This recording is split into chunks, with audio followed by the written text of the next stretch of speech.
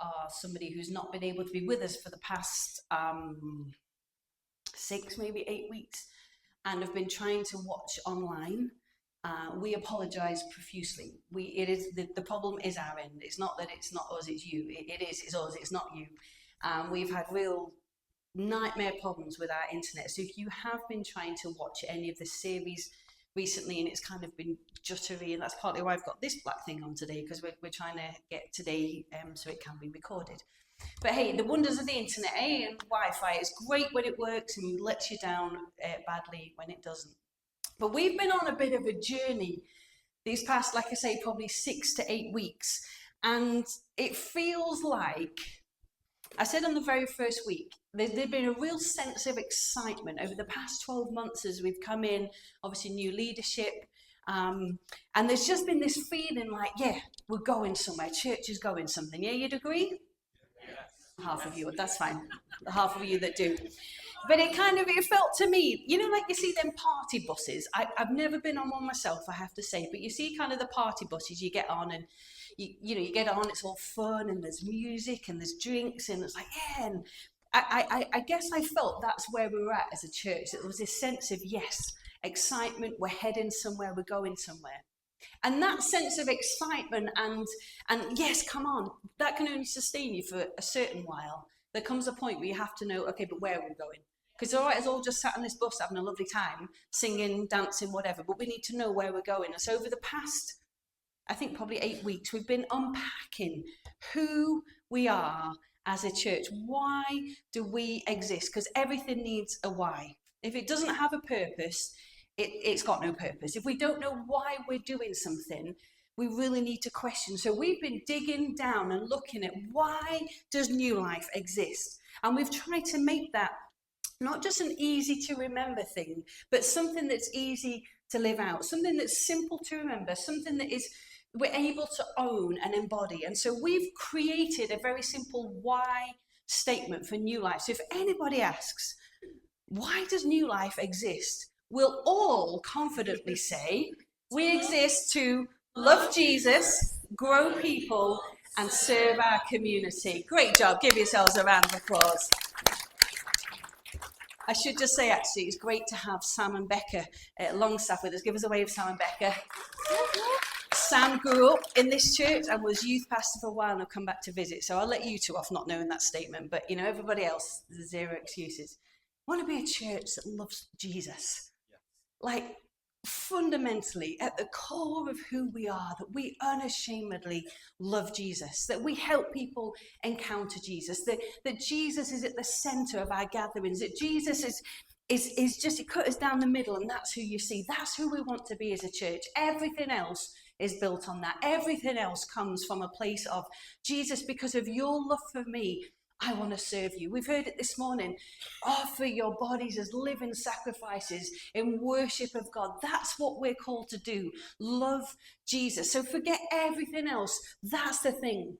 It has to be at the heart of who we are. Because we've experienced his love, everything flows out of our love for Jesus. We want to be a church that grows people spiritually as disciples, that actually we have tools and resources, and we're able to grow and know more today than we did a month ago, that we know we're walking with Jesus, we're continually expanding, growing in our knowledge, growing in our faith, but also to help people grow practically, like in areas of parenting and marriage and financial budgeting, and those kind of things that all add to who we are. We want to be a church that grows people. We also want to be a church that gives feedback to the preacher. Amen. Come now. We want to be a church that serves our community. We don't just want to be, we love Jesus, that he's so amazing, and that's all it remains. But actually, true love pushes you to action. Yeah. Do you see, I can say to Mark, he's my husband, we've been married 21 years, 22 this year. I can say all the time, I love you, Mark. Love you, Mark. But if I never show it, how's he going to know? And so I show it through my kind words, through the way we treat each other, through maybe little gifts or the time we spend together. You see, love moves you to action. And so our love of Jesus, his love for us, should cause us to act, should cause us to outwork the love that he's put within us to serve our community. So that's why we exist. We've also looked at who are we going to be while we're doing that? Because we could serve people, but be really unkind. Yeah. We could say, yeah, come into our church. Oh, don't sit there. No, stop that. No, we don't behave like that. Oh, definitely don't wear that. But I wasn't looking at anybody. I definitely looking down the floor. Definitely wasn't looking at anybody then. Who we are matters. Genuinely who we are matters. And I remember years ago, Pastor Mark, years ago, and probably our first church, preached about you can have the best sermons, and we do have some good ones here. You can have the best kind of worship and music and all that, but if we're not kind to one another, like, we've missed the point. And in our world, and you will know this just as much as I do, there is a distinct lack of kindness. We live in a blame culture. We live in a somebody's to blame. We live in a very aggressive, very angry culture. Church, let's just be kind. Like, at the very base level, I mean, I think that's setting the bar low, but that's setting it somewhere. Let's just be kind. And so who we are, as we're a church that wants to love Jesus, grow people and serve our community, who we are matters. And so we've picked 5 values, kind of the core values of who we want to be. And they are faith. We want to be people of faith, people who boldly trust that God can do infinitely more than we can ask, think, or imagine. We want to be people who live with excellence, that we do our best, we bring our best, we be the best that we can be with what we have. With enthusiasm, so we don't just approach and kind of go through life just, yeah, it's okay. It's okay, but no, we really like grab the zest of life and we pour everything, we be the best that we can and yeah, live enthusiastically. Generosity, it's an outward expression of a choice that we've made inside that we're going to give generously of our time, our talent and our treasure. And integrity, so you've got faith, excellence, enthusiasm, generosity, integrity. And so that's the kind of people that we want to be. And some of us, we're there already in a measure of those. But for all of us, there's opportunity to grow into and live them out even more. And then so that's the why and that's the who. And last week, we looked at the first part of the what. We know why we exist and who we're going to be while we're doing it. But what are we actually going to do as a church? And what are we going to do to outwork those things? And if you've been with us over the past 12 months, you'll know that we've grown. You'll know that our Sunday services have grown. Our averages have gone from 220 last year to 270 this year. We peak. Easter was 330 people in the room, which if you're here on Easter Sunday, it was a bit of a squeeze. Bit of a kind of, let's just, get round people as we can. God has blessed us with so many new people, and we are so grateful. We are so grateful, so blessed. And it feels like we have a choice. Do we want to steward that growth well, or do we want to squander it? And I genuinely believe they're the two choices we have. Do we want to steward well the people that God is sending our way, or do we want to squander it? And so we comfortably in this room, feel that we can fit in around 240 or 250 people in order to have enough space for the children to be, in order to have enough connection space at the end. And so I announced last week that from September the 21st, we're going to be moving to double services on a Sunday morning. Yeah, that is exciting. It is exciting. We want to create space. And I've been chatting to some church leaders this week while I've been away and saying, they're asking how's things going in church. And every single one of them said, if you create space, God will fill it. And so in faith, I said we want to be a people of faith. In faith, we are creating space for the next 250 people to come in. Now listen, this is not because, we've got a great big church. Look at us. It's not because of that. Our purpose is we want people to encounter Jesus. We want people to meet his life-changing love and to have their lives transformed. That's why we're doing it. So 21st of September, that's where we're going. You know, the book of Acts, Acts chapter 2, 42 says, all the believers devoted themselves to the apostles' teaching, to fellowship, to sharing in meals, including the Lord's Supper, and to prayer. A deep sense of awe. This is the early church when it started. A deep sense of awe came over them all, and the apostles performed many miraculous signs and wonders. All the believers met together in one place, sharing everything they had. Sold their property and possessions and shared the money with those in need. They worshipped together at the temple each day. They met in homes for the Lord's Supper, and they shared their meals with great joy and generosity, all the while praising God and enjoying the goodwill of all the people. And each day the Lord added to their number those who were being saved. We are moving to double services because we want more people to encounter Jesus. We're moving to double services so that we can grow, so that we can create space so that people can come in and have their lives changed. That's exciting. Exciting times to be a part of. But like I said last week, for this change, this step of faith to really work and to really be something that honors God, it's going to take all of us. We are the body of Christ together. Now, I need to just go back to something I said last week. Because as I've been reflecting, as myself and Mark were talking, I said something last week that I know the heart of what I meant, but actually I just need to build on it and explain it a little bit more. Because last week I said something along the lines of, if you've got a pulse, we'll use you. That's what I said. I actually said pulse and legs, but we went back from that. If you've got a pulse, I'll use you.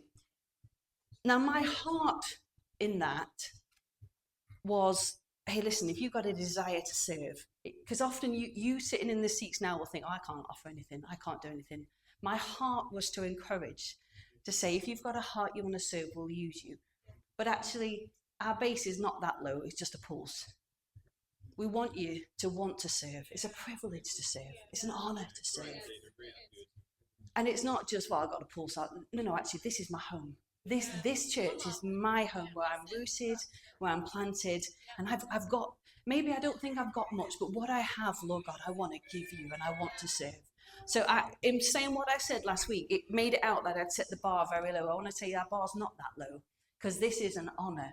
And so if you have a desire, if this is your home, if you've been rooted and planted here, and you want to help make this beautiful thing of church work, that's the kind of people we want to serve. And that can be everybody. That doesn't discount anybody, but it's about heart and attitude. And so next Saturday, on this coming Saturday, at 9 o'clock here, we're holding a breakfast for anybody who's currently involved in a team, or anybody who would maybe like to be involved in a team. And just coming doesn't mean that you signed up and, you don't feel like, oh, I daren't go just in case it's not for me. But can I encourage you, if you're available on the Saturday, come.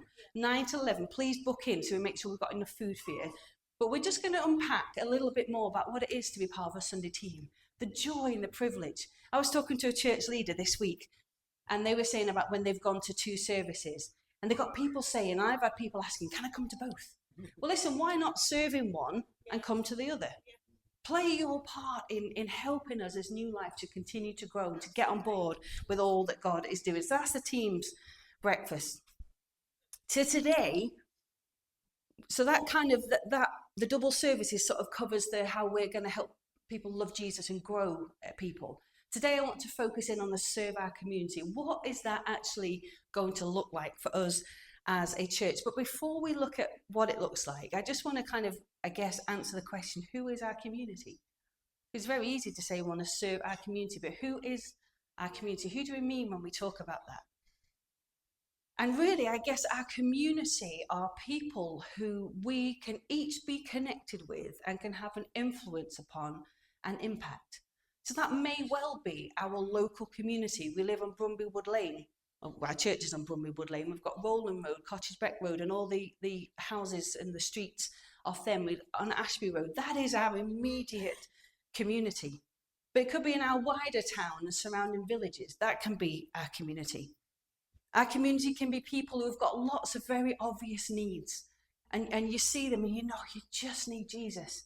You need some help, you need some support, you need friendship, you need community, you need some advice.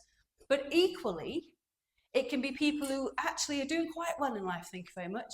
We're managing our family, managing our budget, but you still need Jesus. So when we say serve in our community, please don't think it's just for those who are in need. Our community is everybody we want to serve. So our community is anyone we are able to impact and influence. People are able to access the things that we're going to do here and the things that we'll do out in our community. You know, Jesus said in Matthew 28, and I've referenced it a lot of times, go into all the world.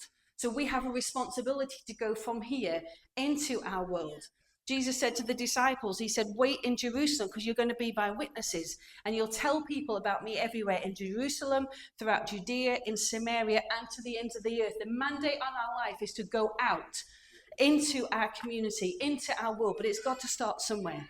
And so when we talk about serving our community, we're talking about those people that we get to interact with. So why serve our community? I could have preached 6 weeks just on this, but I won't. We talked about how in the Gospels, in the book of Mark, when the religious leader comes to Jesus and says, hey, Jesus, out of all the laws that the Jews follow, 613 laws, out of all of them, which is the most important? I think they're probably trying to maybe trick Jesus a little bit, but Jesus said, love the Lord your God with all your heart, or your soul, your mind, and your strength, and love others as you love yourself. That's why we serve, because Jesus commands us to. In the Lord's Prayer that Jesus taught us, he says, your kingdom come, your will be done, as in heaven, so on earth. God's kingdom. And Pastor Mark preached on this, I think it was probably last year when we did a series on the cross. I want you to imagine, we've already heard the Garden of Eden reference today. You know, when God created the world, it was perfect, full of colour, full of life, full of vibrancy. God and humans in perfect relationship with one another. If we fast forward to the end of time, the Bible says that one day Jesus is coming again and he's going to make all things new.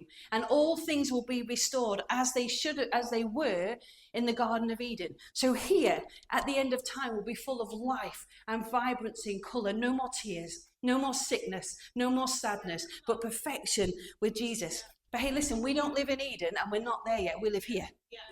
And if you imagine here and here as full of life, full of colour, it's like where we are now, the in-between is black and white. But let me tell you, when we restore what was in Eden and we begin to realize what's there, we bring splashes of colour to our world. When we treat people with kindness, we're bringing the colour of this into our here and now. When we love people, when we sacrifice ourselves to bless other people, we are bringing colour into our world. That's what serving our community looks like. That's what bringing the kingdom of Jesus into the here and now looks like. That's why we do what we do. The message of Jesus is good news, and we demonstrate that good news by how we treat people around us. I was reading back through my notes from Mark's preach, and he said, we bring colour into a black and white world through our ministry, which is what we do, and through our message, which is what we say. Psalm 82, verse 3 and 4, I've shared this as this: give justice to the poor and the orphan, uphold the rights of the oppressed and the destitute, rescue the poor and helpless, deliver them from the grasp of evil people. That is the mandate, I believe, is on us as a church, to bring justice, to bring hope, to uphold the rights of those who are oppressed, to rescue the poor, to deliver people. And this, like I say, this is not just for those we might term extra needy, or those ones over there. No, this is for all of our community. Everybody needs Jesus. Whether you've got your life together or not, if you don't know Jesus, you're not living the life that God has for you. That's who we mean by our community. We have to be about saving people, not just saving souls. Book of James, let me say this, we have to be about saving people, not just saving souls. Book of James 2:14 says, what good is it, dear brothers and sisters, if you say you have faith but don't show it by your actions? Can that kind of faith save anyone? Faith by itself isn't enough. Unless it produces good deeds, it is dead and useless. This comes back to, again, love and faith have to be actionable. We have to say, not just say we love our community, but show we love our community. We have to not just say, I'm interested in you, just need to know Jesus. Well, actually, maybe you're hungry first and you need a meal. Maybe you're struggling with clothes first. Well, let's clothe you, because that is the love of Jesus. been shown. Do you get my meaning when I'm saying this is about the full person? I think sometimes, certainly for us growing up, and this may not be the case now, but sometimes hear me right now, the only message was about we need to save the person's soul. We need to make sure they're going to heaven. Now that is, of course, that is what we want, but let's care about the person as well. God made us body, soul, and spirit. And yeah, I don't know if I'm putting this across well. It's got to be the whole person. Now, some will say, oh no, it's just, no, it's both. It's both. We need to love and faith, love and action. I think you get what I'm saying. So, showing the love of Jesus through all we do, that's the reason why. That's the reason we want to serve our community. Because the love that you've experienced from him, the grace that you've experienced from him, why would we not want to share that with other people? And so it comes down to the question then, okay, we've heard you, Deana, how is that actually going to happen? How or what are we going to do to serve our community? Now, credit where credit is due. A lot of my thinking and theology around serving has come from a beautiful book called Toxic Charity. And the book looks at how we as churches and charities so often want to do the right thing and help people and bless people. But sometimes how we can actually end up hurting people instead of helping. And hopefully, as I unpack some of my thoughts today, that will become apparent. Everything we do for people has to be empowering. Yes. Yeah. Everything we do, we don't ever want to disempower people. We don't ever want to do for people what they could do or maybe should do for themselves. We don't want to just do to people. We want to do with people. We want to walk alongside people. I'm going to tell you a story that will hopefully illustrate this. My good friend, Pastor Sean, if you were here at the commissioning, she preached on that morning. And she's been pastor in Lincoln for about 15, 20 years now. And probably about 15 years ago, set up this beautiful project called the Christmas Sack Project. Now, before you all come to me at the end and say, that sounds amazing. Yeah, it is if you want to run it, okay? So I'm not saying never, but don't come to me and expect me to run it. Set up this project. And basically what it was agencies like social services, health visitors, schools could refer a family to the project, a family who at Christmas was really going to struggle. Maybe didn't have the money to put a Christmas dinner on the table. Maybe didn't have the money to buy presents. And so they would refer a family. And let's say, for instance, you picked up a little card with that family's details on. So you knew you needed to buy something for a mum, a 10-year-old boy and a 6-year-old girl. So you dutifully take your little card and you'd go to a shop and very generously buy a present that you thought a 10-year-old boy might like, a 6-year-old girl might like. Then you'd wrap it up. Then you take it to the church, and then the social worker who'd referred that family would come in, how generous, would come and get that bag and would go and take it to the family and say, hey, happy Christmas from the Christians of Lincoln. I mean, how beautiful is that? People have been blessed, the kids have got presents. Except we've totally disempowered that mum.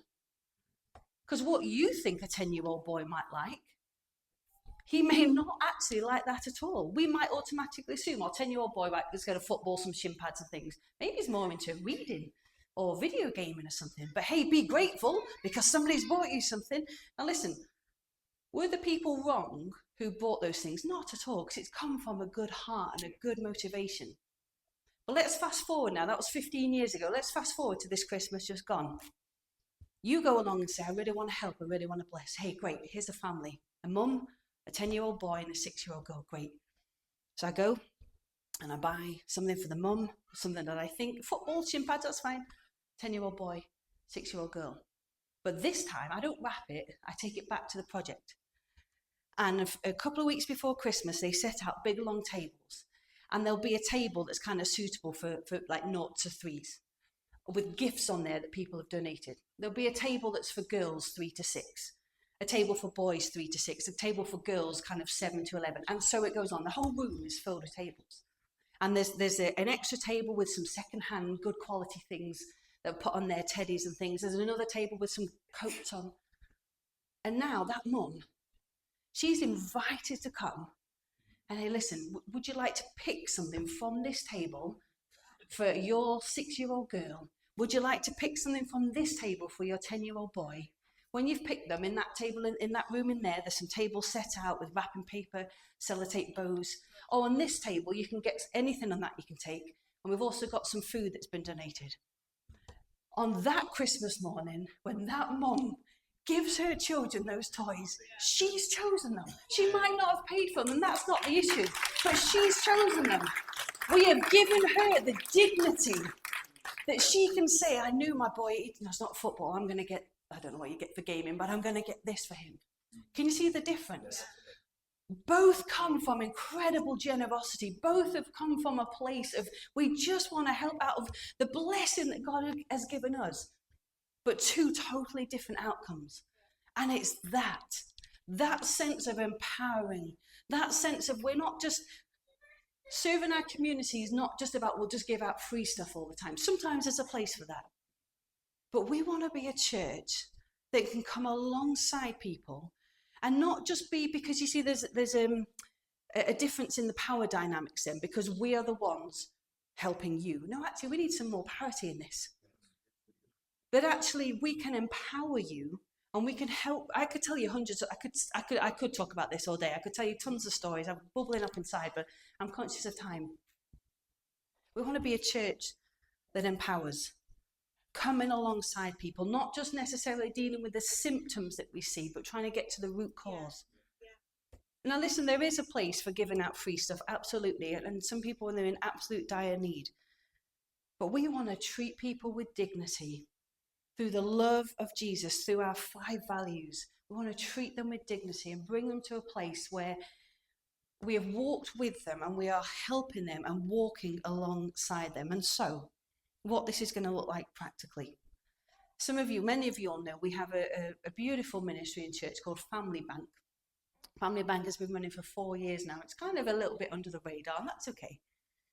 And what Family Bank does is through donations that people give, we get families referred to us who are in need. And it's kind of, I guess, over the years, shifted really kind of down to the sort of the baby end of things, the Moses baskets, clothing and school uniform. And over the past 4 years, our incredible volunteers have given and blessed so many families with essentials, nappies, first size clothes, kind of, summer clothes, winter coats, school uniform. And we've been able to give those things away, which has been incredible. And families have been blessed. We get cots, prams. If ever you come into church during the week and there's just a random Moses basket and a pack of nappies, that'll be for Family Bank. People I come out of my office, I'm like, oh, there's a whole new load of donations here. Where have these come from? Amazing ministry. And Family Bank has been based in our building, which is on the same site as the Lighthouse project on Frodingham Road. But we're in the process of selling that building. So Family Bank needs a new home. And as well, oh, you put it up too soon. Get off. As well as needing a new home, myself and Pastor Deana and the wonderful Joe Sweeting, who some of you know, who's currently heading up Family Bank, we're just looking at how, in light of what we've been talking about, empowering people, how do we maybe now shift Family Bank to the next level of actually being able to empower people? So what we've done has got us this far, but now we're like, oh, actually, we just want to shift gear a little bit. And so we've been praying and really want a premises where we can have the clothes. At the minute, it's just all in storage boxes. Volunteers will pack it and we send a bag out. But wouldn't it be great if we had a shop front? That's just my thinking. Wouldn't it be great if we had a place where we could actually display the clothes so a family could come in and choose? You want some clothes for your child? Amazing. And actually, rather than just everything be given for free, that there's some form of exchange. Now, that could be monetary. I mean, we're talking really cheap. Or it could be, hey, I've got a bag of donations. Great. Well, with that bag, let's exchange that and you can take a bag of clothes. You see, the dignity is they have then paid for it in their terms. We've had a lady, we've already seen this happen. She'd come to get something for her children, and she'd come back the next week to get a coat, and Joe had brought her into the building we have and said, hey, let your daughter choose. And she said, oh, I've got these 2 pairs of trainers. Would you take them? And so we did. And so for that lady, she felt then like, I've given this, and now I feel better about taking that. We don't make people feel like they're charity catered. Do you understand the heart of what I'm saying? So we've needed new premises because Lighthouse has been sold. And so The picture's about to come on the screen. It's the building just there. The old cottage spec cafe church. The downstairs, that is going to be the new family bank. How amazing is that? New family bank. And so what will happen, I mean, it's an absolute state at the minute, is a tip, and thank you to those of you volunteers who went in with Graham. Basically, somebody's bought it and we're going to be leasing it off them because they wanted to keep it as community use. Now, let me tell you, the favour of God has been all over it because they had so many people who wanted, like barbers, hairdressers. Like, we don't need, no apologies to any hairdresser in the room, but we don't need another barber's just there. What we need is a place where people can go, get help, have a cup of coffee with somebody, get the clothes they need for the children, get the supplies they need, and also then, hey, did you know there's a church across there? And they've got activities going on. So we're loving the fact that it's literally there, within a stone's throw of church. So we need you to stand with us. We need you to pray with us about that. We're hopefully by September, everything's going to kick off in September. I'm telling you, double services, family bank, all that community stuff. Brace yourselves, church, we're going to get busy. This is a step of faith, but we believe that it's the right step, and we're trusting that God is going to allow us to be a real ministry to people in our community because it's easily accessible. I could talk all day, but anyway, that's Family Bank, that's where it's going to be, so be excited about that. And just for a minute, I want you also just to imagine a place where you can come and meet with friends, a place you can have a decent cup of coffee, beautiful slice of cake, a place where if you're really struggling, there's somebody who's sitting there ready and waiting to talk to you. Somebody, if you know people who are isolated or lonely, you can say, hey, I know this place. I want you to imagine a place where when you walk in, there's a beautiful welcome, and on one day, maybe there's people from different agencies there, maybe Ian with his financial coaching head on, or maybe somebody from the council, or just some helpful people in the room. Imagine a place where you've got little ones and you're able to come and they can play safely and for free while you sit and just have a beautiful catch up with friends. Imagine a place that's open and accessible to our community. So when they're struggling, we can say, hey, we know where we can send you.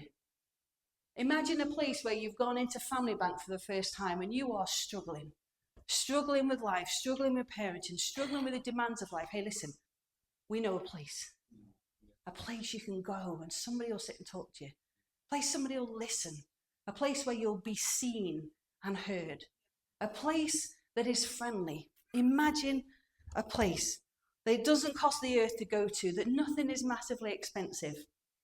That place is going to be New Life Community Hub. We want to see this place here open eventually 5 days a week, offering different ways, like meals, community lunch. Hey, you can go and have a lunch there. It's cheap, but there's people who love you. You can build community there. Hey, listen, you can go and there's a toddler group, and my goodness, our toddler group is amazing, and the mums are so friendly. Why? Because our staff work really hard to make it that way. We have people come in families every Monday. This is a real beautiful feel here. Yeah, because Jesus is at the heart of it. Imagine a place where you can send people, hey, on Tuesday, they do, I don't know, like a Scrabble club on a Tuesday. I don't know how to play Scrabble, whatever. Oh, Ellis, you could quit your job and come on board game days. That'd be amazing, wouldn't it? That's the dream. Yeah, come on. That's the dream. We are a beautifully blessed building that we feel has been underutilized. And so we want to get our building open. Yeah. We want to create a space where people can come and find community. Because let me tell you, somebody might come for a cup of coffee or bacon butty or a slice of cake, but that can be a gateway into them eventually finding Jesus. Because we're in church and we want to staff this hub with volunteers. So people are like, I'm sitting having a cup of tea with them, I'm going to be weird about it. But actually people can come in, and from that, hey, did you know we run a church service? Oh, great. Oh, you can bring your kids. That's part of the reason. In faith, we're going to double services, because what we don't want to do is open up a community hub, begin to invite families in, and then they turn up on a Sunday, I'm really sorry, I've got no space. No space for the kids. This is why it's all a step of faith. We are in faith creating space for the families that we believe are going to come in. These are the things in the next 12 months. So please, in September, we're not going to be ready to go 5 days a week at the community hub, but we do want to start something. It will probably be some kind of community cafe, community lunch type thing that people can come. It's simple, it's sandwiches, it's cakes, but let me tell you, with Jesus at the heart of it, manned by people who love people, i.e. you, what a difference that could make to our community. So that is the what. What are we going to do? We're redefining Family Bank, new premises, slightly new operational way, and our aim is to open this place up as a community hub during the days of the week. You know, we don't want to be a church that simply stands still and watches our world hurting, watches our world go into an eternity without Jesus and do nothing. That's not what we've been called to do. We've been called to action the love of Jesus. We've been called to embrace, to empower, to restore dignity. And you might think, oh, we've heard that. Well, listen, you can tell it burns within me, because this is the call of God on us as a church. We're not called to sit. We're not called just to be static. We are called to outwardly love and outwork our message. We do that by speaking and serving. So listen, here's the deal. I think this is the 6th time I've preached. My series now is coming to an end. But this is where the hard work begins. This is where the real work begins. Because now, when you've not got me badgering you at the front, love Jesus, go people, serve our community, now we have to do it. Now you will hear it from the front. It's going to be in our language all of the time. But now is when we have to say, yes, that's the kind of church I want to be a part of. That's the kind of team I want to serve. And hence why we're calling you. I'm not begging you to serve, I'm calling you. I'm inviting you to come and serve. And for some of you, that will be a Sunday. For some of you, it might be in Family Bank. Maybe you're retired and got an afternoon a week or something. Come. We're going to have washing machine, tumble dryer in there, so it's not going to smell fusty dusty like a charity. Some charity shops. Some are much better than others, let me tell you. It's going to look clean. It's going to be beautifully renovated. It's just going to be wonderful. But we're all in this together. Yeah. That's all there is to it. We're all in this together. We serve the King. We are the King's people. We serve the King.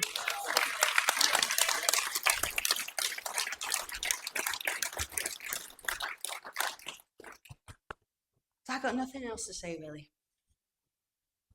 But just to say this. I have been blessed, and us as a team have been blessed just by the togetherness of church. I don't think a week goes by without somebody saying, hey, we're with you, we love it, we're excited. Can I ask, though, don't let them just be words, as beautiful and precious as those words are. Be a person of action. Yeah. Be somebody who says, okay, I want to be a part of this. I want to be a part of this church. This church is going places. I want to be a part of a Sunday team. I'm looking forward to the community hub. I've got some ideas. Oh, we could do. Send me an email. Don't tell me now because I'll forget. Send me an email. But it's going to take all of us together, working together, serving together, letting the love of Jesus be the heartbeat of all that we do. I've talked enough. I'm going to hand back to Pastor Mark. Bless you, church.